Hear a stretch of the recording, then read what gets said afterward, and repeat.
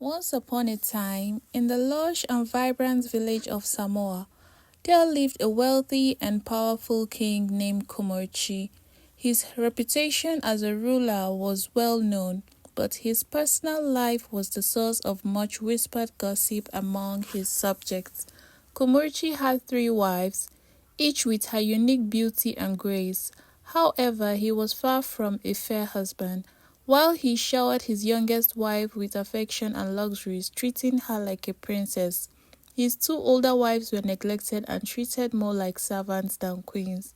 They bore the brunt of his cruelty and favoritism, silently enduring the humiliation.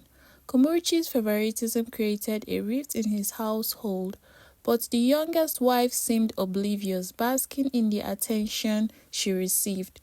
The older wives, though bitter and resentful, remained in the shadows, silently watching and plotting. It was a household of fractured loyalty and suppressed emotions. One fateful day, Kumurci's world came crashing down.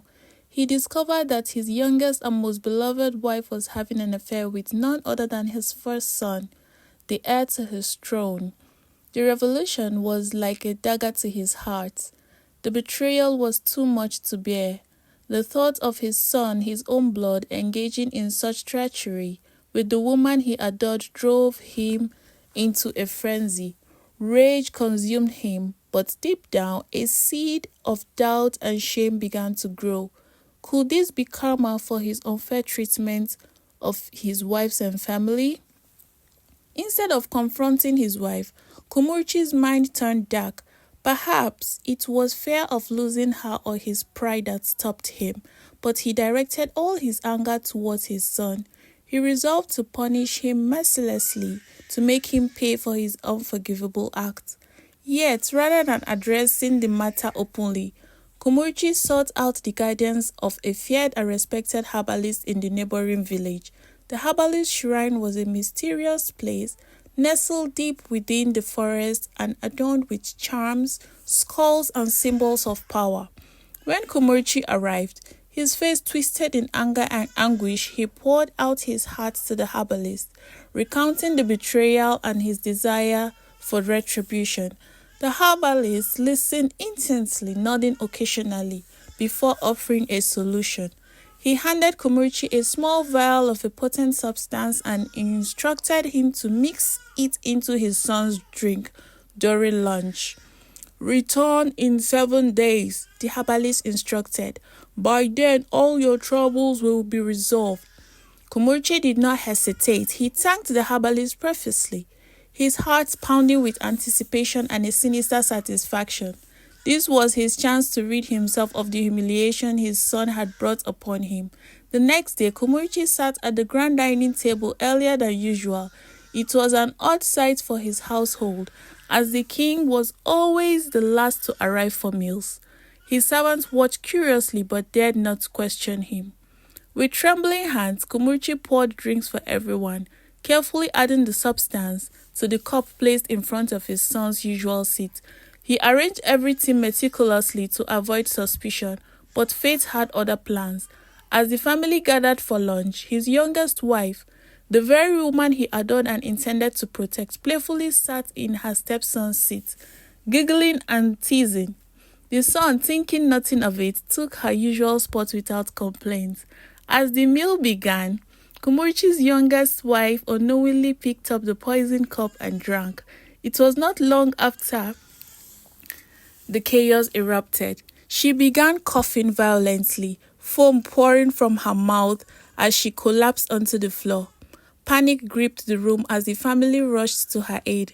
Kumurci's heart sank and dread washed him over. This was not how it was supposed to happen.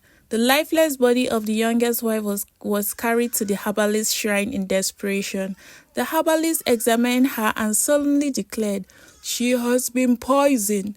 Shock rippled through the gathering. Whispers of who could commit such an act filled the air. Kumurci, torn between guilt and fear, arrived to find his beloved wife dead and the household in chaos. Overcome with grief and anger, he lashed out at the herbalist, accusing him of betrayal.